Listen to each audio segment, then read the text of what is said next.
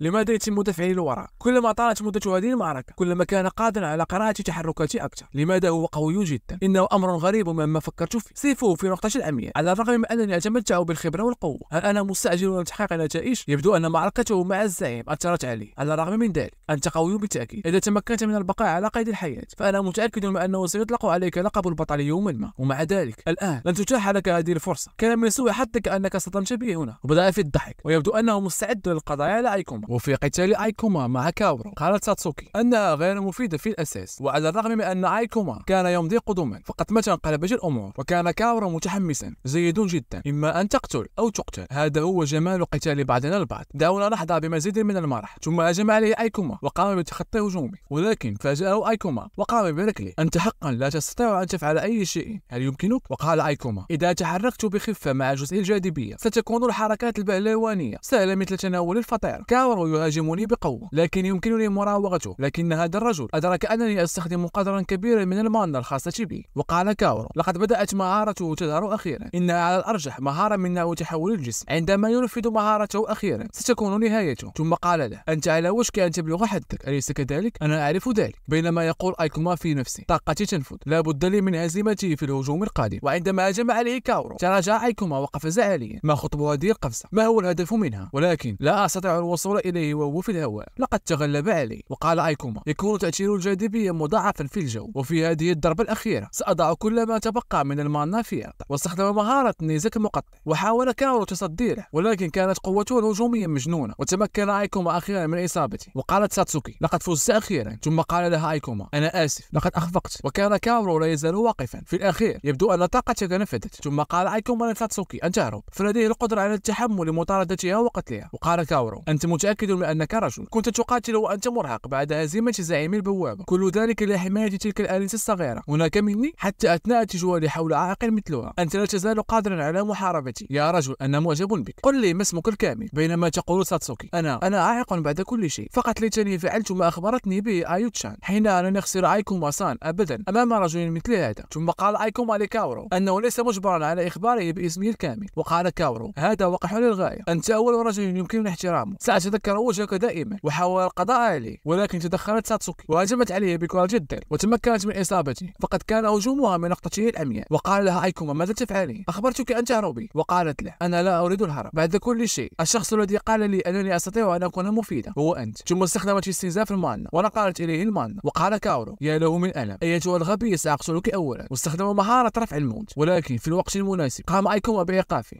لقد استعاد طاقته. ثم قال أيكوما: في المقام الأول كنا نقاتل معا، أنت الذي تحتضر وأنا الذي استعدت قوتي، دعنا نرى من سيصمد في النهاية يا كاورو. وبدأ في القتال. عندها قرر أيكوما استخدام السحر الجاذبية جرانت. هذا السحر لك، إنه بطيء جدا، كان ذلك سابقا، سيكون بمقدورنا استخدام هذا السحر بشكل أسرع بفضل شفرة الجيش. وعندما هجم عليه كان كاورو يقول: لا أصدق ذلك، لم أعتقد أنني سأخسر أمام شخص أقل مني. القوانين المتعلقة بما يحدث في البوابات لم يتم تطويرها في الوقت المناسب، حتى وكالة دفاع الشياطين صرحت بذلك ضمنيا، والنتيجة هي ببساطة تقارير ضعيفة وبطيئة عن الوفيات في البوابات. هذه المرة ساتسوكي هنا أيضا، سأراقبه، سأضع عينا عليه لأراقبه. نادي الأشخاص من وكالة الدفاع الشيطاني خارج البوابة. ثم ذهبت مسرعة. تختفي الوحوش بعد هزيمة رئيس البوابة، لذا لا ينبغي أن يكون من الصعب عليها الخروج بمفردها. بينما يقول كاورو في نفسه: اعتقدت أنه كان مجرد شقي صغير. من الواضح أن عدد المعارك التي خضناها تختلف فقط من هذا الرجل. وبعدها في وقت لاحق كان أيكوما يجلس مع ساتسوكي وكان ينظر إلى هاتفه. تمكن من القبض عليه بأمان بطريقة ما. ثم قالت ساتسوكي: اعتقدت أننا سنستجوب من قبل وكالة الدفاع الشيطاني أكثر قليلا عما فعلنا في الواقع. وقال لها أنه من الصعب الكشف عن جرائم البوابة للجمهور ما لم يكن الجاني مذنبا بشكل واضح، لذلك وكالة دفاع الشياطين ستوقف التحقيق. تغير هذا البلد بعد أن بدأت كوانة البوابة بالظهور، وأدى ذلك إلى انخفاض عدد الجرائم التي ترتكب خارج البوابات بشكل كبير. كما تقدمت الحكومة نحو الدكتاتورية بسبب الظروف القصوى. بسبب التغيرات المجتمعية الكبيرة وقع الكثيرون في دائرة فقر، أصبح رفاههم شيئا ذا أهمية ثانوية. وقالت ساتسوكي: كنت أعلم أن البوابات كانت منطقة خارجة عن القانون، لكني لم أتوقع أن أصطدم بقاتل متسلسل هناك. وسألها إن كانت خائفة، وقال لها: سيكون هذا النوع من الأشياء شائعا إذا كنت تريدين الاستمرار كمغامرة. هذا هو العالم الذي نعيش فيه الآن. وقالت له: لم يكن هذا هو الحال بالنسبة لي، ليس الأمر وكأن كونك مغامرا هو الطريقة الوحيدة لكسب الرزق. سأكون كاذبة إذا قلت أنني لست خائفة. في ذلك الوقت كان الأمر كما لو أنني أصبحت بالفعل شريكا مفيدا لك يا أيكوما. كنت سعيدة. أنا متأكدة من أنه ستكون هناك مواقف مخيفة وصعبة في المستقبل أيضا، لكن بجانبك أريد أن أحاول أن أبذل قصارى جهدي. وقال لها: إذا كان هذا هو الحال دعينا نستمر في شراكتنا. وبعدها كان يقول في نفسه: ساتسوكي إنها بالتأكيد فتاة جيدة. وكانت تقول أنها سيئة جدا. الأشياء التي قالتها موجودة في كل مكان، وكم من المرات فكرت فيها في اتخاذ خطوة بمفردها لا من أجل شخص آخر. قليلة جدا ويمكنها عدها على الأصابع. آيو-تشان أيضا تكره هذا الجزء منها، لكنها طورت قدراتها الآن. إذا كانت بجانبه فهي تعتقد أنها ستكون قادرة على نضج قليلا، وكانت تتخيل أشياء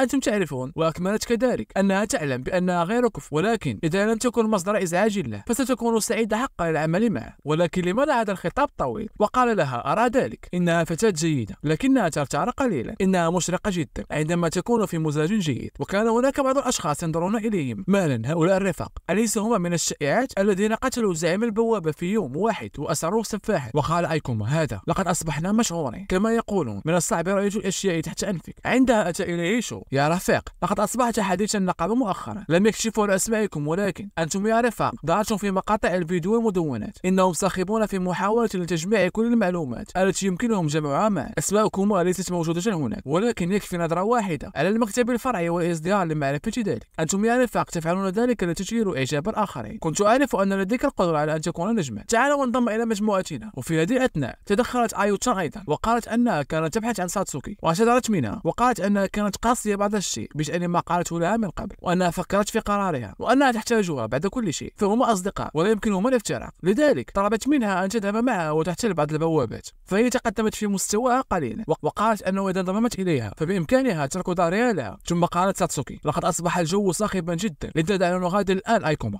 وفي طريقهم سألها أيكوما: أليست صديقتك؟ هل أنت بخير مع عدم الحديث معها؟ وقالت له: إذا نظرت عن الكتب بما فيه الكفاية فهي ليست سوى شخصا غريبا. وبدت مخيفة. من المؤكد أنه يتداول هذا الفيديو للحادث. وقال لها: هكذا يكسب بعض الناس لقمة العيش من البوابات بعد كل شيء. هناك أشخاص يبثون البث المباشر داخل البوابات أيضا. إنهم ليسوا الأشخاص المفضلين لدي، لكنهم يجنون الكثير من المال مع ذلك، يعرفون مدى خطورة المكان. وقالت له: هناك أناس يحاولون مطاردتنا، هل علي الإلغاء الاشتراك؟ وقال أن هذا هو خياره الشخصي. ثم ظهرت إحدى الفتيات المغامر الجديد الغامض الذي قبض على السفاح إنها تحصل على مشاهدات أكثر من 11 فيديو. وقال هذا الجندي وراءها: ستحصل الموضوعات الشائعة حاليا على المزيد من المشاهدات. وكان اسم الفتاة هوشينان. موضوع أكثر عصرية. أحتاج إلى الحصول على شيء مثير للاهتمام على الكاميرا فقط من خلال غزو بوابة. أنا مستعدة جدا. وبعدها كان أيكوما يتحدث مع ساتسوكي وقالت له: هل هو عن سلاحي؟ وقال لها: أجل، يتعلق التسوية بجودة الوحوش أكثر من عددها، لذلك فإن الفوائد التي يمكن أن يوفرها لك السلاح لها أهمية قصوى. للتعود على النقص في القوة النارية لطبقة الشامان أنت بحاجة إلى سلاح ذو جودة عالية. أريد أن أجعل مداهمة بوابتنا التالية مكانا يمكن لنا فيه كسب المال. وقالت له: أنت ذاهب إلى هذا الحد فقط لتحصل لي على السلاح، كيف أقولها؟ أنا آسف نوعا ما. وقال لها: لا حاجة، إنه الأمر جيد بالنسبة لي إذا كان رفيقي لديه معدات جيدة. وبدت مبسوطة عندما قال أنهما رفيقان. وبعدها قالت له: لكن بوابة يمكن أن تكسبنا. وقال لها: لقد وجدت بالفعل واحدة، قبر الملك القديم. تم العثور على بوابة غير مكتشفة في ذلك اليوم فقط. معدل عرض العنصري الخاص به مرتفع بشكل غير عادي. إنه نوع خاص من البوابة يسمى بوابة نادرة. حتى الآن لا أحد يعلم أن قبر الملك القديم بوابة نادرة. هذا لأنني علمت ذلك من خلال قراءة لسجلات البوابات في حياتي السابقة. المال الذي يمكنك الحصول عليه من بيع القطرات جيدا، لكن يمكنك أيضا العثور على عناصر نادرة مفيدة. لحسن الحظ لا يعرف أي شخص آخر هذه المعلومات حتى الآن. يمكنني استعادتها جميعا ببطء وبشكل كامل. وسألت ساتسوكي: ما بال هذه الابتسامة الشريرة على وجهه؟ وبعدها عند ذهابه إلى بوابة قبر الملك القديم ظهر أمامه مايكل عظمي، وهو الفارس الأبيض من المستوى 29، وهجم عليه أيكوما وبدأوا في القتال كما هو متوقع. إنه جيد حقا في القتال. الهجمات الحادة ليست فعالة جدا ضد هذا النوع من وحش العظام. وقال لساتسوكي أن تسرع وتلقي هجوما سحريا،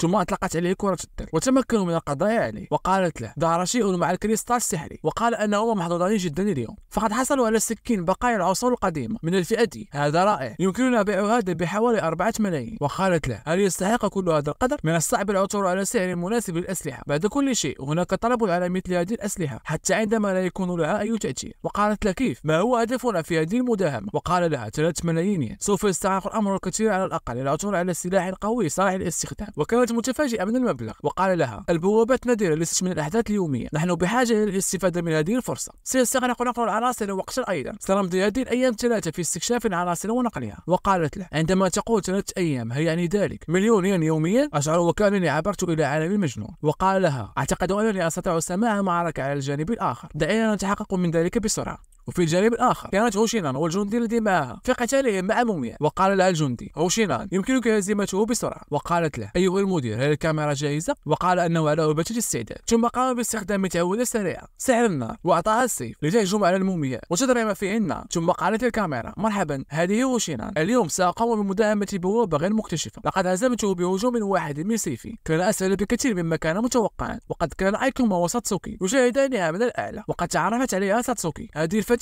رأيتها على موقع فيديو منذ فترة، وقد كان أيكوما محبطا. وقالت أيكوما سان لا يحب غايات البوابة. وعندما كان المدير يصورها نظر إلى أيكوما وساتسوكي ثم صرخ عليهما: أنتم هناك، أنتم تحجبون الكاميرا بالوقوف هناك. وقالت هوشينان أنها بذلت الكثير من الجهد لوضع الكاميرا لتصوير فيديو جيد، وطلبت منهم التنحي جانبا. ثم قال أيكوما: أنت حريصة للغاية على الادعاء بأنك تغلبت على الوحش بضربة واحدة عندما كان يتم الهجوم عليه من قبل. وقالت له: إنه الإنتاج، عليك أن تكون جذاب لكي تكون موثق بودي. وسألت المدير إن كان جيد وهل اللقطة من قبل يمكن استخدامها، وقال أنه سيكون من الصعب قليلا حتى لو قاموا بتعديل. وقالت: بالرغم من ذلك أبدو رائعة به، أظن أنه سيكون من المستحيل أن يكون هناك طرف ثالث في اللقطة. وقال لها: أنت. وقالت له: لا تناديني بأنت، أنا هوشينان، أنا الموثقة هوشينان كما تعلم. وقال لها: آسف، أنا أيكوما وهذه ساتسوكي، آسف لأنك لن تستطيع التصوير الآن. وقالت له: حسنا، لا مشكلة، نحن كنا مشغولين بالبحث عن محتوى جيد لذا سأسامحك. وقال له: لماذا، هل أنت موثقة بودية؟ وقالت وقالت له أليس هذا واضحا؟ لماذا تسأل أسئلة بسيطة؟ إنه المال يا عزيزي. البوابات ممتعة ومثيرة للدهشة، ونستاهل الحصول على محتوى من بوابة واحدة فقط. إنه أيضا يجلب الكثير من انتباه الأعمال مما يعزز من أرباح الدعاية. إنه طريق للمغامرين لكي يصبحوا مشهورين بسرعة. إن كنت مشهور بمثابة أن تكون مغني مشهور. وقال لها أن تكوني مغامرة أكثر تعقيدا مما تتخيلين، فتتخلصي عن مساعدك قبل أن تبدأي بالكلام بجدية. بوابة بهذا المستوى ليس مكانا للموثقة مثلك، أولئك الذين يصلون إلى هنا دون أي قناعة ينتهي بهم الأمر عادة إلى الندم. وقالت له حتى بعد تخريب الفيديو أنت تذهب لتقول أي شيء تريده. وقالت ساتسوكي أن هذا كثير جدا، وقال أنه فقط تعطي نصيحة صادقة. وقال المدير هوشينان هدئي من روعك. وقالت له أنا أعلم عملية تجاهل الكارهين، وطلبت منه أن يعطيها الكاميرا. وقالت له أيكوما إذا كان لديك الشجاعة للحكم على أشخاص هكذا فبالتأكيد أن تؤمن بقدراتك كثيرا. لنتبارز لنرى من سيجمع أكبر قدر من الكريستالات السحرية. إذا فزت أنا فأنت يجب أن تعتذر وأن تتراجع عما قلته، وسيكون على الكاميرا. لا تقلق سنغطي عينك بخط أسود. إذا فزت سأوافق على ما يكون ما تريده. وقال لها حسنا. وقالت له لنتقابل عند المدخل بعد 3 ساعات، لا تهرب الآن. وبعدها قال لها المدير لماذا فعلت شيئا كهذا؟ وقالت له هزيمة مغامر سيعمل على بدء شجار، أليس هذا محتوى عظيم؟ نحن نحتاج إلى محتوى مشوق مثل هذا. عائدات هذا الشهر ستكون كبيرة. وأيضا أليس من المحبط التنمر عليك هكذا؟ أقلت أني لا أملك قناعة، سأجعلك تتراجع عن ذلك. أن تعيق الكاميرا بوقوفك هناك. لقد وضعت الكثير من الجهد لوضع الكاميرا بوضعية جيد للفيديو. وفي الجانب الآخر كان أيكوما وساتسوكي يقاتلون الزومبي. وحوش الزومبي تكون عادة بطيئة عبر الطوفان فوقهم باستعمال الجاذبية العكسية، بعدها الهجوم عليهم باستعمال الجاذبية المضاعفة ستقضي عليهم بسهولة. وقد حصلوا على قطعة جديدة وهي قفاز قديم من المستوى دي كما هو متوقع من بوابة نادرة. وقالت له هل كان عليك قبول ذلك التحدي؟ وقال لها على الرغم من أنه سيكون فيديو سيء لي إن خسرت، لكن ليس لدي النية بالخسارة في بوابة الاستكشاف. إذا خسرت بطريقة سريعة فستحتاج إلى إعادة التفكير في تصرفاتها. على الرغم من ذلك لكن سيكون من الصعب حمل القطع إن استمرت بتساقط هكذا. وقالت أنها تحمل البعض أيضا. عندها دخلوا إلى أحد الأماكن. ما هذا المكان؟ نهاية مغلقة، وكان هناك تمثال على شكل كلب، وبدأ أنه ينظر إليهم ويبتسم. ثم أغلق المخرج. بوابة تحايل تعد بوابة الحياة البعدية، أحداث خاصة في بعض الأبراج معظمها مجرد فخاخ، لكن بعضها يعود بفوائد كبيرة. لحسن الحظ نحن في بوابة نادرة، قد تكون هذه فرصة جيدة. بينما قال ذلك التمثال ستحاكم، أجب على أسئلة الألغام وأظهر الحكمة، يجب أن تستمر الأسئلة حتى يرتكب خطأ. إذا كان ذلك صحيحا فلن يتمكن من الإجابة أكثر من 3. أنا لن أخذ حياتك. وقالت ساتسوكي ما هذا؟ وحش. وقال لها وسيلة للتحايل حيث يجب أن تقاتل إذا فشلت في الشروط. إنه جاد على مستوى عالي، لذا يجب أن نبقى يقظين. وقالت مستحيل، وكانت خائفة. وقال أيكوما لا تقلقي، لن أخسر في معركة المعرفة. وقالت تمثال السؤال الأول ما المبلغ الإجمالي للخبرات التي تحتاجنا لإرسالها من المستوى الأول إلى 10؟ ثم أجابه أيكوما 45. وقالت تمثال صحيح. وقال أيكوما أكثر من 2 فقط، أليس كذلك؟ لقد تأكدت من البحث في جميع المواصفات في حياتي السابقة. وبعد مرور بعض الوقت وصلوا إلى السؤال 19 ما هو الوحش السحري ب3 وجوه و4 أرجل؟ وأجابه أيكوما إجابة فورية دمية مخيفة. ويبدو أن التمثال قد فقد الأمل. وقال أيكوما قال أننا سنستمر في المضي قدما حتى أرتكب خطأ واحد، ولكن هل سيستمر هذا إلى الأبد؟ أنا في عجلة من الأمر رغم ذلك. وقال التمثال لماذا؟ وقالت ساتسوكي أيكوما سان يجب أن تحصل على خطأ واحد قريبا. ثم قال التمثال السؤال 20 من الوحش الذي يسقط مخاط الواحد الأخضر؟ وقال أيكوما البوابة التي بها نحيفات خضراء غير موجودة حتى الآن، من الممكن فقط إنشاء واحد باستخدام مهارات كيمياء. يا له من سؤال غير عادي. وقال التمثال أعتقد أنك حصلت على السؤال 20. أنا مستحيل. كيف؟ إنه مذهل. عندها فتح المدخل. لقد يتجزأ هذا التمثال الحجري بالتأكيد. كان نصفهم أسئلة خادعة. الفرسان البويض لديهم قوة هجومية قوية، لكنه لا شيء أمامي. إذا تركت فرصة لساتسوكي لاستخدام سحرها لقد هزموا بسهولة. المومياء بطيئة، لذا يمكن أن يؤدي التلاعب بالجاذبية إلى إلحاق الضرر بها بشكل كبير. لدينا الكثير من الوقت لمطاردة الصيد.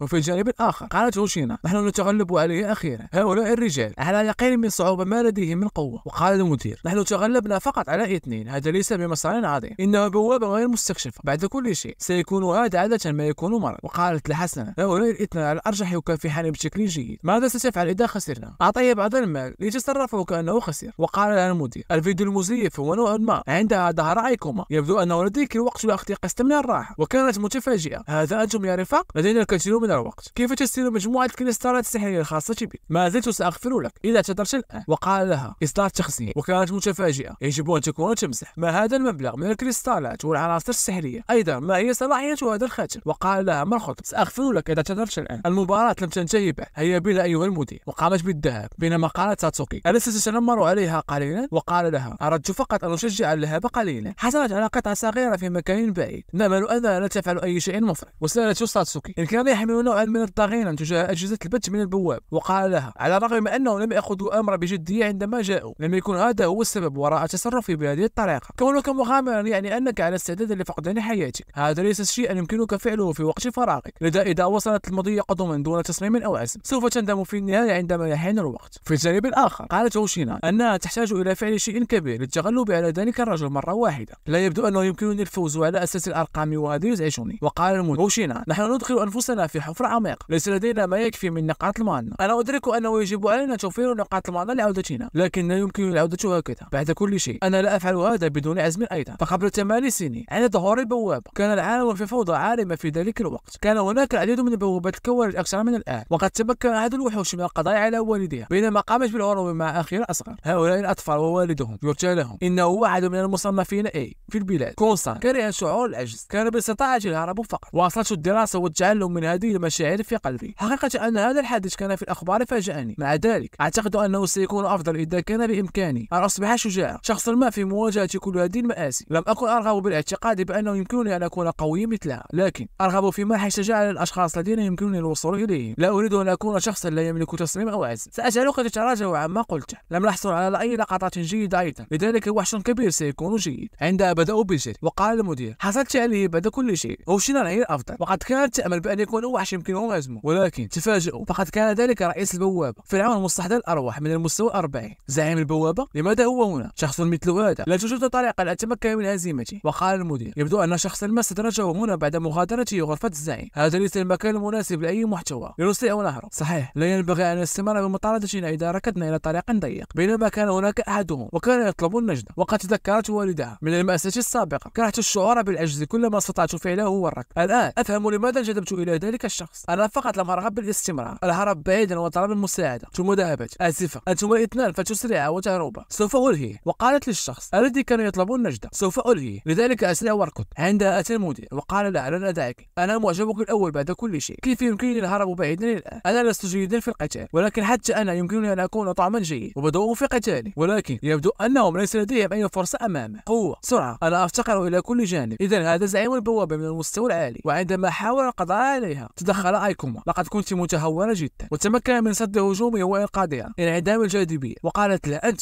لماذا؟ وقال لها لقد جئت لأنني أتساءل إذا كنت تفعلين شيئا غبيا. سمعت عنك من مغامرين هارب. إذا استمررت بالعمل بدون تصميم وعزم فتجدب لاحقا. إذا فزت يجب أن تعتذر وتتراجع عن الأشياء التي قلتها. أعتقد أنني خسرت الرهان. سأتراجع عما قلت، أنك لا تمتلكين تصميم. بعد أن قام أيكوما بإنقاذ هوشينا من زعيم البوابة العملاق، استخدم الجاذبية الجزئية، وتقلل الجاذبية الجزئية من قوة الجاذبية مما يسهل أخذ ضربات الرمح. عندها فاجأته ساتسوكي بكرة الدل، لقد أصابه الهجوم لكنه لم يؤثر عليه. لا نستطيع الهرب، هناك شخصان مصابان بجروح خطير، الوضع خطير، والعدو هو رئيس بوابة رافع. يمكن أن تساعد شفرة التاج مستخدمي الجاذبية في تضخيم قوتهم، على عكس المهرج المجنون لا يمكن هزيمة هذا الخصم بسهولة باستخدامه. فرصنا ليست بتلك الروعة. وقالت هوشينا جاء هذان الاثنان معي لأنني طلبت منهم ذلك، لا أستطيع الهرب لوحدي. وقال لها لا تقلقي، على الرغم من أنني أستمتع بالمعارك التي لديها فرصة جيدة للنجاح، أنا لا أكره معركة غير مواتية كثيرا أيضا. ساتسوكي استعيدي نقاط مانا هوشينا من فضلك، سأتولى أمره حتى تنتهي. استخدمت هوشينا سحر النار في وقت سابق. إنها سيافة يمكنها استخدام سحر دعم محدد في المعارك، يجب أن تكون قادرة على الشفاء. ستستخدم الشفاء بينما أكسب الوقت لنا. يمكننا التعافي ببطء باستخدام مهارة نقل نقاط مانا من فصل الشامر. تزيد الجاذبية جزئية من خفة الحركة، ولكنها تقلل من قوة الهجوم. لا يمثل الافتقار على القوة الهجومية مشكلة إذا كان الهدف هو لفت انتباه العدو، ومع ذلك الفرق في المستوى بيننا كبير جدا بحيث لا يمكن الاستمرار في الجري إلى الأبد. لست متأكدا مما إذا كان بإمكاني مواكبة هذا مع الجاذبية وحدها. عندها قام المدير بإطلاق بعض السحر عليه، وقال له رجاء اعتني بهوشينا. وقال أيكوما اترك الأمر لي، تكمن قوته في حجمه وسرعته. هجوم سريع بجنون وقوي أيضا، هذه هي أقوى خطوة له. يجب أن أبحث عن وقت وقوع هذا الهجوم. وفي هذه الأثناء استيقظ الجندي الآخر. هل لا زلت على قيد الحياة؟ جسدي أشعر وكأنه رصاص، لا أستطيع التحرك. عندها نظر إلى أيكوما وهو يحارب العملاق. ما هذا؟ ما هذه السرعة المجنونة؟ ثم أمسك بكاميرا وبدأ يصور. جميل جدا. بينما يقول أيكوما ربما يكون ذلك بسبب كل من الجاذبية الجزئية والفرق في مستوياتنا. بالكاد تسببت في أي ضرر. يبدو أنه من المستحيل التغلب عليه بنفسي. وفي الجانب الآخر انتهت ساتسوكي من استنزاف معنى العكسي، وقالت هوشينا الآن بعد أن أصبح لدي هذا أنا بخير. واستخدمت الشفاء. يبدو أخيرا أنني أستطيع الانضمام لهذه المعركة. معك. وقالت ساتسوكي أنها ستساعد أيضا. لقد تغير الوضع، لكن هناك شيء واحد لم يتغير: محاربة هذا الرئيس لفترة أطول أمر غير وارد. دعنا نهزمه دفعة واحدة. وكان أيكوما يتجنب هجومه. عندها تحكم بتمثال صغير لزام الجاذبية. زيادة وزنه ناجحة، وقد تمكنوا من لفت انتباه العملاق. ثم قال أيكوما: ساتسوكي اضربي على الوجه. واستخدمت كرة الظل، لم يكن لها أي تأثير. وقال أيكوما: ذلك جيدا بما يكفي. حقيقة أن لديه درعا صلبا تدل على أنها تحتوي على شيء يحتاج إلى الحماية. وانطلقت هوشينا. حصلت على نقطة عمياء، ولكن تمكن العملاق من ملاحظتها. ليس لديه أساسا أي ثغرات مفتوحة بسبب أسلحته الأربعة، فلا يمكننا الاقتراب حتى لو كانت في المستوى الثالث، ولكن يوجه الهجوم إلى رأسه مباشرة. وفي هذه الأثناء انقض عليه أيكوما: هل يحب الهجمات بعيدة المدى؟ ثم قال له شينان أنه سيقوم بتشتيته، وطلب منها أن تحطم قناعه بمهارتها السحرية. أصحاب السيوف السحرية لديهم مهارة تسمى الكسر، لكنه يستغرق وقتا لشحنها، ولكن لديها القوة الاختراق حتى أقصى الدروع. وبدأت في الاستعداد، لكن حتى يتم شحن هذه المهارة كيف يخططون القيام بذلك ضد هذا الوحش؟ الأسلحة الأربعة لذلك الوحش هي أكثر ما يميزه، ولكن إذا تخلص منها فستكون حركاته هي نفس حركات أي وحش آخر في مستوى، لذلك تعتبر هذه نقطة ضعف أكبر. وبدأ بالهجوم عليه، وأمسك بإحدى السلاسل واستخدم لزام الجاذبية ولفها على يديه، يعمل ذلك على زيادة وزن ذلك الوحش، لكن لقد استخدمه أيضا لربط أسلحته. فدل الظروف العادية كان من الممكن أن يكون قادرا على كسر درعه بسهولة، ولكن بسبب ما حدث لكتفه فلا يمكنه وضع قوة كافية. هذه الاستراتيجية ممكنة فقط بسبب هيكله الكبير. بينما قالت هوشينا: يمكنني ضربه الآن. ثم طلبت منه الابتعاد وانطلقت نحوه، وتمكنت من كسر درعه. نقطة ضعفها مكشوفة الآن. وقالت هوشينا: لما هذه الجدية على وجهك؟ وقال لها: دعنا ننهي بينما لا يزال مجهدا. ثم انقض عليه واستخدم الجاذبية العكسية. لقد رأيت هذا الموقف قبلا، هجوم يستخدم فيه كل قوته. أعلم أنه سيلجأ إليها إذا قيدت أسلحته، ولكن هذا الهجوم ضعيف لأنه يخفض رأسه. عندها قال أيكوما: بهذا ينتهي الأمر. انخفاض النيزك، وتمكن من القضاء عليه. قبر زعيم البوابة القديم اكتمل الإخضاع، وأصبح الآن في المستوى السادس والثلاثين. عندها قامت هوشينا بشفاء رجالها وقاموا بشكرها. أيكوما سان سقط شيء ما وهو سورجان ملك الزعيم الملعون من تصنيف سي. أظن أنه أمر عادي للزعيم الذي يحرس البوابة أن يمتلك أشياء كهذه. لقد أسقط الزعيم سورجان هذه المرة. إنه أداة مثالية لك ساتسوكي. ظننت أن هزم زعيم سوف يهدر أموالنا، لكن من الجيد أننا حصلنا على أداة جيدة كهذه. هل لا بأس حقا لي أن أحصل عليه؟ فأنا قد حصلت بالفعل على المعدات من مفسد الأحلام المجنون سابقا. هوشينان والبقية ساعدوا بهزيمتي أيضا، لذا علينا أن نمنحه لهم. وقالت هوشينان: لا تقلقي بهذا الشأن، بعد كل حال أنت أنقذت حياتنا، سأعطيك أحجاري السحرية وأسلحتي، لذا هذا سيجعلنا نتفوق عليك. وقال أيكوما: لقد قلت بالفعل أنني خسرت بالسابق، سأسترجع كلماتي كما وعدت. أنت مغامر ذو عزم كبير. وقد كانت خجولة وقالت له: من الجيد أنك تعرف هذا. وقال أيكوما: لكن إن كنت حقا تودين أن تصبحي مغامرة مثالية عليك التوقف عن فعل أشياء هكذا دون إكمالها. وقال المدير: كونك مغامرا ليس مستقرا للغاية. وقال أيكوما: لا، لكن بهذا المستوى يجب عليك أن تكون قادرا على عيش حياة مستقرة. هوشينان سما تملك والدتها التي تعرضها للإصابة في قدمها عند كارثة البواب، وتملك أيضا 5 إخوة عليها أن تعتني بهم. والدها بالفعل غادر هذا العالم. هل تعرف مدى صعوبة أن تكون أخ أكبر في مثل هذا الوقت والعمر؟ وقالت له هوشينان: ألا يتكلم عن عائلتها بهذه الطريقة. وقال أيكوما: أنا حقا آسف، كنت أمثل وكانني أحسن منك بكثير، بينما كنت أحسن نفسي في أعمالك الشخصية. وقالت له: ليس الأمر وكأنني أغامر، لأنني ليس لدي أي خيار آخر. الجميع خائف بسبب كارثة البوابة. أريد أن أجعل الناس يبتسمون بطريقة خاصة، إنه هدف جيد. وقال أيكوما أنه سوف يؤمن بها. وبعدها خارج البوابة قالت هوشينان لجنديها: هل معداتك بحالة جيدة؟ وقال الآخر: التقطت فيديو لمغامر يقاتل بسرعة كبيرة للغاية، مستحيل أن أترك معداتي التي تحمله تتحط. وقال المدير: أنا سعيد أنها لم تحصل على أي عيوب الآن، لكن لدينا عدد ضئيل من الأحجار السحرية، لذا سيكون من الصعب صنع فيديو. أعلم أننا محظوظون للبقاء على قيد الحياة، غير أنه ستكون الأمور صعبة لنا حاليا. أليس من الأحسن لو حصلت على الأحجار السحرية من ذلك الزعيم؟ وقالت هوشينان: لا أريد أن أقبل أي شيء سيجعلني مثيرا للشفقة ومديونا. وقالت: لا، أليس لديك أي شيء نستطيع استعماله؟ عندها وجد الفيديو الذي التقطه سابقا لأيكوما وهو يقاتل الزعيم، ولاحقا في فرع موريما لنقابة المغامرين. كان أيكوما وساتسوكي جالسان، وقالت له: انظر إلى هذا الفيديو. وقال لها: بدلا من الحصول على معلومات من فيديو، علينا أن نحصل على معلومات جيدة ومميزة. وعندما نظر إلى الفيديو كان الفيديو له وهو يقاتل، وبدا مبسوطا. لقد كنت أتساءل لماذا كان الناس يحدقون إلي أكثر مؤخرا. إذا كان هذا بسبب الفيديو، لم يمر حتى يوم عليه، لكن شاهدوا بالفعل مليون شخص كما هو متوقع من أيكوما سان. وفي الجانب الآخر قالت هوشينا: حصلت بالفعل على الكثير من المشاهدات بسبب فيديو أيكوما. عندها رنا هاتفها، وكان ذلك أيكوما، ولقد تبادلوا معلومات اتصالهم كي يستطيعوا تبادل المعلومات في المستقبل. ثم أجابت: أنت بالفعل اتصلت بي بسرعة، هل يعقل أنك أصبحت من المعجبين بي؟ وقال لها: لقد رفعت فيديو خاص بي. وقالت له: لقد اتفقنا أنه لو ربحت فسوف تسمح لي أن أرفع فيديو لك، إن كنت حقا تكرهه أنا سوف أحذفه. وقال لها لقد أردت فقط أن أتذمر قليلا. وقالت له هذا جيد، ولقد حصلت على فكرة. جذب ايكوما انتباه الكثير من الناس، إذا علينا أن نقوم بفيديو معه، ولكنه قام بإخفاء الخط وقال ألم تكن تحاول إخباري بشيء؟ سأمثل وكأنني لم أسمع. على كل حال قد أستطيع إثبات نفسي بهذا المكان. العنصر النادر الذي استسلمت عن محاولة الحصول عليه، خاتم الحكمة، إن وضعت يدي عليه قد أستطيع تغيير مصير هذا العالم بشكل كبير. وبعدها ذهب ايكوما إلى خادمة الاستقبال وقالت له أنه تم التأكيد بأنه فوق المستوى 35 ويبدو أن لديه سجل جيد أيضا، وقد تمت ترقية رتبته بالنجاح إلى الرتبة سي. وقالت له ساتسوكي أنت بالفعل مغامر من الرتبة سي كما هو متوقع من ايكوما. وقال لها ستسيرين إلى هذه الرتبة قريبا أيضا. فوجئ الجميع بهذا لأنك أسرع شخص في التاريخ يصل إلى الرتبة سي. من الأسرع رفع المستوى بهزيمة الوحوش الذين هم بمستوى أعلى منك، لكن إذا كنت عديم الخبرة أو تفتقر إلى المعرفة فهذا يمثل تحديا. إن الناس تعتبر الأشخاص ذوي الرتبة سي أو أعلى ذوي رتبة عالية. سأبذل قصارى جهدي لأحد حدود. وقال لها ساتسوكي أنا أهدف للحصول على الرتبة بي بحلول نهاية هذا الشهر. وقد تفاجأت. من الواضح أن هذا مستحيل. الحصول على الرتبة بي في غضون شهر هذا فقط. عدد الناس الذين يستطيعون تحقيق هذا وهو 1 من مليون شخص. وقال لها هناك عنصر أرغب بالحصول عليه موجود في مكان لا يمكنك دخوله إلا إذا كنت برتبة بي أو أعلى. بوابة درجة صعوبتها عالية، مكتبة الوهم. وقالت له هل هذا بسبب ذلك العنصر النادر الذي كنت تتحدث عنه في وقت سابق؟ وقال لها في الواقع خاتم الحكمة قد تكون له علاقة بأصل ظاهرة البوابات. قد كانت متفاجئة. هناك احتمال قوي بأن لدى الخاتم تأثير خفي، لكن في حياتي السابقة فقد أصبح مكان وجوده غير معروف قبل إجراء أي عملية بحث عنه. ترددت الشائعات عن احتوائي لمعلومات عن سبب حدوث ظاهرة البوابات. بالنظر إلى الوقت الذي أمضيته قد يكون الأمر صعبا بعض الشيء، لكنني أحببت أن أتمكن من الحصول عليه. وقال لي ساتسوكي لكن هذا سيجعلني أجرك مع أهدافي الشخصية. أعتقد بأن الأمر سيكون من الصعب بدونك، لذا إذا كان بإمكاني إزعاجك قليلا. وقالت لا تقلق طيب الأمر لي، لقد قمت بالفعل الكثير من أجلي. أيضا أنا سعيد بأنك تعتمد علي. وقام بشكرها، ولكن سيكون من الصعب حقا الوصول إلى الرتبة بي خلال شهر حتى ترتقي إلى الرتبة بي. يبدو أن الإنجازات الأكثر أهمية من المستوى. وقال لها لا تقلقي حيال هذا، لقد وضعت بالفعل خطة لهذا. في الوقت الحالي سنطهر البوابات ونرفع إنجازاتنا وتمكنوا من القضاء على زعيم بوابة القبيلة المتوحشة من المستوى 32 وزعيم بوابة بحيرة حوريات البحر من المستوى 30 وأيضا زعيم بوابة الحشرات المختلطة من المستوى 36. لقد طهرنا 3 بوابات في أسبوع. أعلم أنهم كانوا رؤساء بوابات بمستويات منخفضة، لكن ألا يجب أن يكون التغلب عليهم أكثر صعوبة؟ وقال ايكوما الرؤساء أقوياء ولديهم قوة هجوم عالية، ولكن في مستواهم هذا فإن تحركاتهم لا تزال بسيطة جدا. أيضا هم لا يمتلكون أي مهارة خاصة قوية جدا. اخترت البوابات التي يمكنها تطهيرها بسهولة. لقد بحثت عن جميع البوابات التي يمكن اعتبارها سهلة مقارنة بمستوانا. مع هذا لدينا الآن 5 إنجازات من بوابات فوق المستوى 30. يجب أن أكون قادرا على الترقية إلى الرتبة بي. ثم ذهب إلى موظفة الاستقبال وقالت له أنه بالتأكيد يستطيع الترقية. أن يكون لديه مثل هذا العدد من الإنجازات في وقت قصير فهو بالتأكيد شيء ما. وقال لها أنه يريد الترقية إلى الرتبة بي. وقالت لدينا عملية فحص صارمة للرتبة بي وما فوقها، سنقوم بالاتصال بك خلال بضعة أيام. عندها أتى أحدهم لا أستطيع تصديق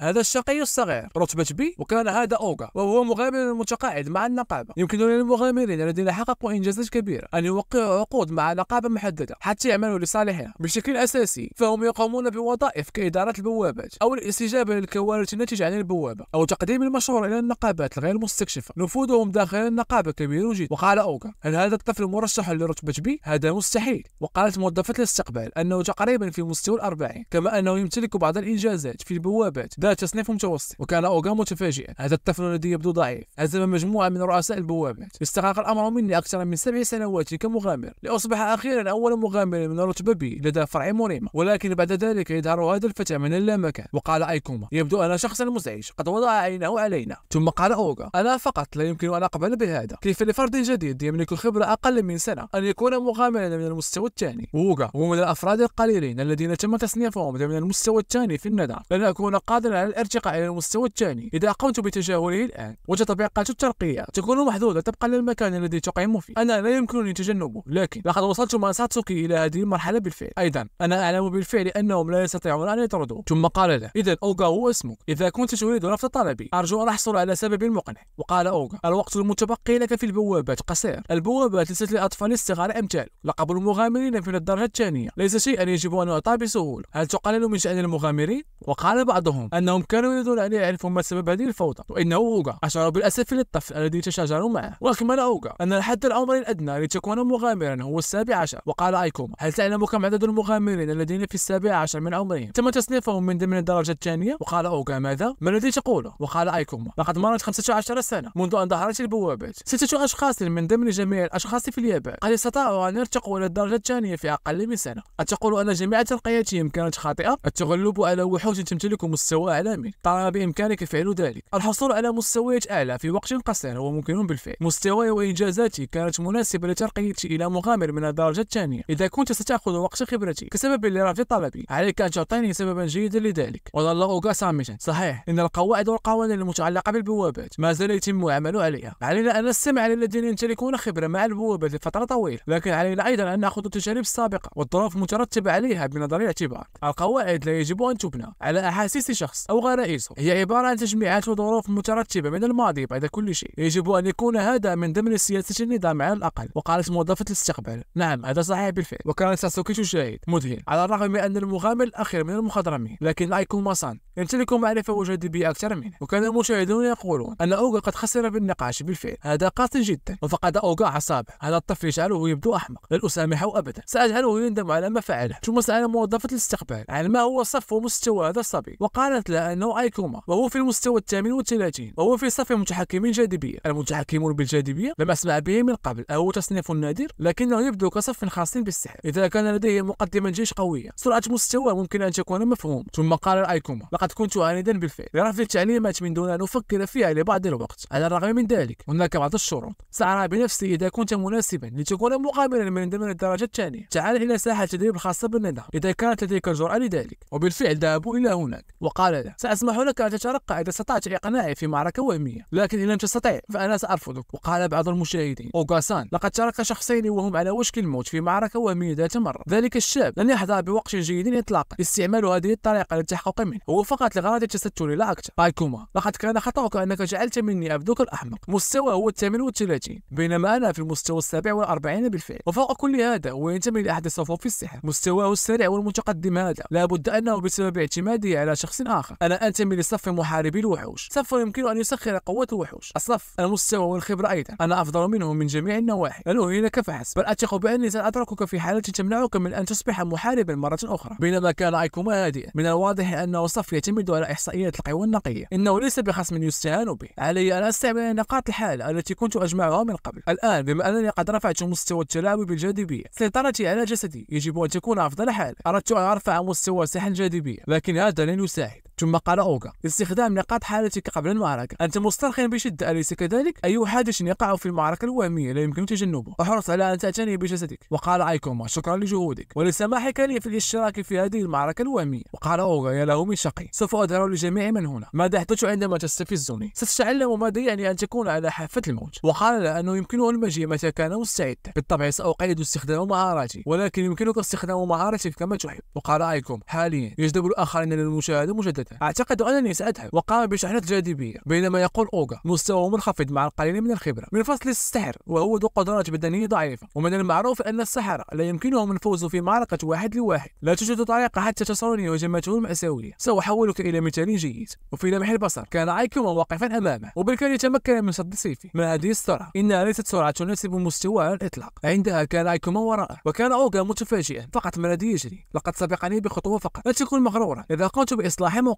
عندما صدر ليضربه كان أيكوما فوقه بالفعل، وقد فقد أوغا توازنه. ثم انقض على أيكوما وقام بضربه بركبته في وجهه. أيها الحقير، تلك اللكمة لا يرقي. هذه بالتأكيد ليست بتحركات مبتدئ، فقط ما هو هذا الرجل. وكان بعضهم يصوره. ليس هناك طريقة. هذا الرجل يقاتل من بأقصى حد مع أقوى مغامر لهذا المكان. حسنا، إنه مجرد فحص تصنيف. من المحتمل أن يتساهل معه فقط. أوغا-سان بالتأكيد لا يستخدم كل مهاراته. وكان يقول أوغا في نفسه: لا أستطيع الموافقة على هذا. لقد بلغت الرتبة بي بعد سنوات من العمل الشاق. لا أستطيع إصابته. إنه لا يسمح لي. ما كان من المفترض أن أرتكب حماقة، ولكن الآن يبدو أنني الشخص الذي يتم السخرية منه. إنه ذوي مستوى متدني وضعيف، أليس كذلك؟ فقط ما الذي يجري هنا. وقال أيكوما: لقد كنت مخطئا. مستخدم الجاذبية هو أقوى فئة موجودة. يمكنني تغيير القدرات البدنية بحرية من خلال التلاعب بالجاذبية. في معركة قصيرة لا تستخدم كل مهاراتي الخاصة بي. لا أعتقد أنني سوف أسقط خلف أي فئة، حتى لو كنت على مستوى أقل. فإن القتال دون استخدام القدرات أمر محزن. حتى أن كاورو يبدي احتراما أكبر في معركة معركته. كانت مهاراته في المعركة أعلى أيضا، لا أشعر حتى بأي نية مظلمة أو خبيثة. أعتقد أنني سأنتهي من هذا. واستخدم الجاذبية المزدوجة. وقال أوغا: أصبح سيفه فجأة ثقيلا، لذا فهو ليس سريعا فقط. وعندما أزاحه لم يكن أيكوما أمامه. إلى أين ذهب؟ غير ممكن. أي، وقد قفز أيكوما عاليا ووقف وراءه، وضع سيفه على عنقه. خففت مقدار الجاذبية على جسدي في اللحظة التي تصادمت فيها معه، واستخدمت مقاومة الصدام إلى القفز خلفه. لقد دخلت البقعة العمياء على الفور. من وجهة نظري سأبدو كما لو أنني اختفيت، وكان المشاهدون منبهرون. إنه يتغلب على مصنف أعلى. وكانت ساسوكي سعيدة بأنه فاز، بينما كان أوغا غاضبا. لا تعبت معي بجعلي مزحة هكذا، أنا لن أقبل هذا. وقال أيكوما: بهذا يتم ترقيتي إلى المرتبة بي. عندها شعر بشيء ما. موت أيها الشقي. وقد هجم عليه أوغا بنية قاتلة مخلب الوحش، ولكن كان أيكوما ذكيا. أنا غير مصاب، لقد تركت حذري ينخفض منذ أن ظننت أن القتال قد انتهى. وقال أوغا: غير ممكن، حتى لو قلت بالهجوم المفاجئ عليه. هل تخبرني أنه رد علي؟ وقال المشاهدون: هذا الجبان، لقد حسمت المباراة بالفعل. لقد استخدم المهارة حتى لو قال أنه لن يفعل ذلك. وقال أيكوما: ما الخطب؟ هل ما زلت ستواصل مباراة ترقية التصنيف هذه؟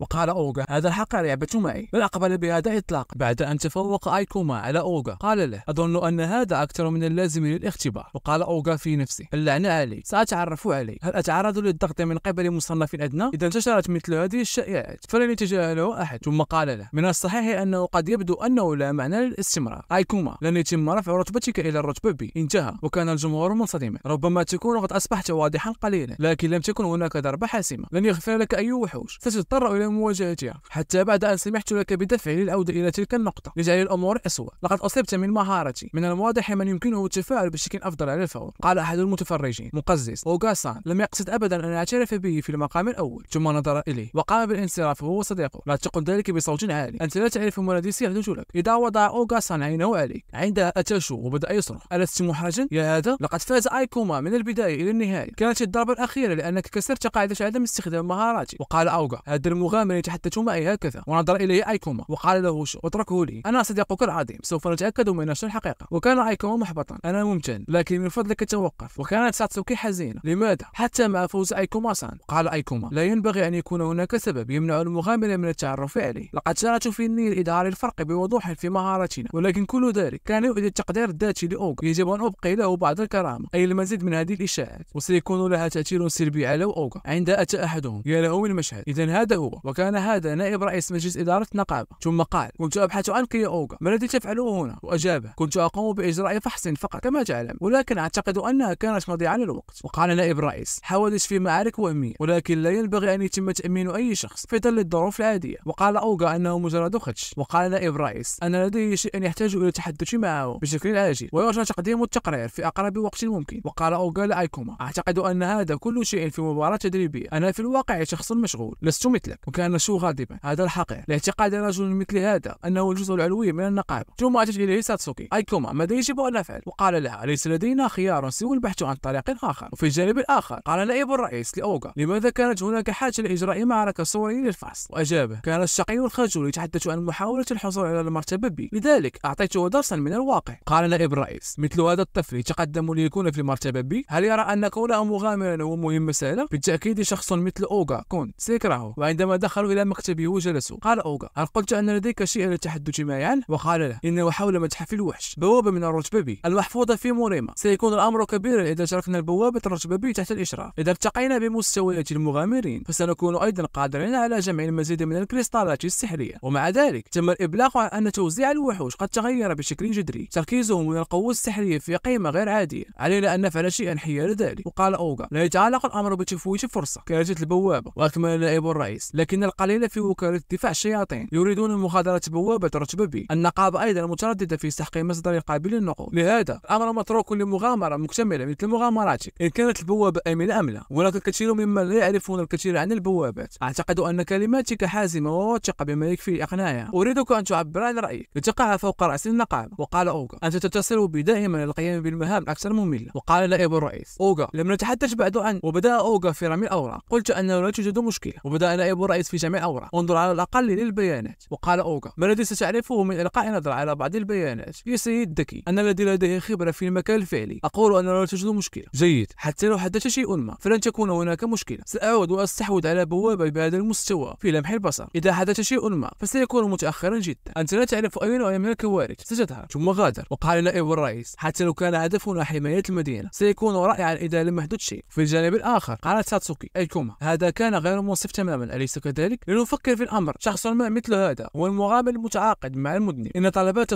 تصنيف مرتبطة بالدرب الأقرب إلى مكان إقامتي. لا يمكنني تجاهل أوغا إذا كنت أرغب في الترتيب لبي. أحتاج إلى أن أكون في المرتبة بي على الأقل إذا أردت تحدي مكتبة الأوهام. يمكن لساتسوكي أن تحصل على تصنيف فيها في فرع مختلف، لكن مستواه منخفض جدا، وكان يتساءل عن ماذا سيفعل. عندها ظهرته شينان. سمعت ما حدث، لقد حصلت على الجانب السيء من المغامر المتعاقد مع المذنب أليس كذلك؟ معلومات شينان تنتشر بالتأكيد بسرعة. أرسل أحد المعجبين لي مقطع فيديو من المباراة مع أوغا، الحالة الحقيقية المنظمة استبداد أوغا، وهناك الكثير من التعليقات السلبية بالفعل. مشتركي البالغ عددهم 1,000,000 مشترك سيشجعون أيكوما، وقال لها أنت فقط تريد وجهة نظر أليس كذلك؟ وقامت بالرفض وقالت أنها مدينة له بعد كل شيء، وكانت تأمل ربما تكون من الممكن أن تكون مفيدة. وقال لها أوشينا وقالت أن هذا زاد من أرباحها أيضا، لذلك فهي سعيدة. وقال لها فقط لا تفعلي أي شيء مفرط. البوابات مليئة بالأشياء التي لا نعرفها حتى الآن. الذنب ليس لديه خيار سوى الاستماع إلى أولئك الذين لديهم خبرة حقيقية. بالإضافة إلى ذلك لا يبدو أن أوغا مثل نوع الشخص الذي سيتغير حتى إذا تعرض للنقد. أنت فقط ستجعلينه يستهدفك. وقالت له أنت قلق علي؟ وقالت ساتسوكي هل يمكن أن تكوني مهتمة بأيكوما؟ وبدأت بالرفض. ماذا تقولين؟ هذا الرجل الوقح المتعقل المفاوض، هو فقط يبدو قليلا، ولكن بخلاف ذلك هو غير محبوب. لقد اعتقدت أنه منذ أن أنقذ حياتي مرة واحدة. يجب أن أحاول رد الجميع. في المقام الأول أنا جهاز بث من نوع الأيدول. بعد كل شيء أنا غير مسموح لي أن يكون لي شؤون الحب. عندها دار إشعار في هاتفهم وهو تنبيه طارئ. ظهرت كارثة وحش من رتبة بي في طوكيو. الرجال إخلاء إلى مكان آمن، الأصل من المنطقة الشمالية. فيضان من بوابة المتحف المحفوظة في الفرع. فيضان كارثة تحدث عندما تندلع الوحوش من داخل البوابة. لا يوجد سوى طريقة واحدة لإيقاف فيضان، قم بإخضاع رئيس البوابة وقهر البوابة. وقال أيكوما ولكن هذا غريب، لم تحدث مثل هذه الكارثة في حياتي السابقة. هل هي مجرد خلل بسيط؟ ما الذي تغير بين حياتي السابقة وتلك؟ وقالت هوشينان بوابة فتحت للناس. حتى لو كان يجب أن يكون الذنب قد حصل على الكثير بشكل أفضل في منع هذه الأشياء. لم أدخل أبدا بوابة من تصنيف بي من قبل. من الواضح أن مستواي منخفض جدا. لا، هناك أشخاص في المدينة ليس لديهم مستوى حتى. وقالت أنها ذاهبة. وقال أيكوما سأذهب أيضا. لا نعرف ما الذي سيحدث. كلما طال أمد هذه الكارثة هناك احتمال أن تحدث ظاهرة متعددة في نفس الوقت أثناء كارثة الوحش. سيكون رائعا إذا كان مجرد فيضان. في الجانب الآخر كان بعض المغامرين في قتالهم مع فيريولف ومستوى 34 وانقض عليه أوغا. أنت في طريقي، أنت حقير صغير. وقضى عليه تبا.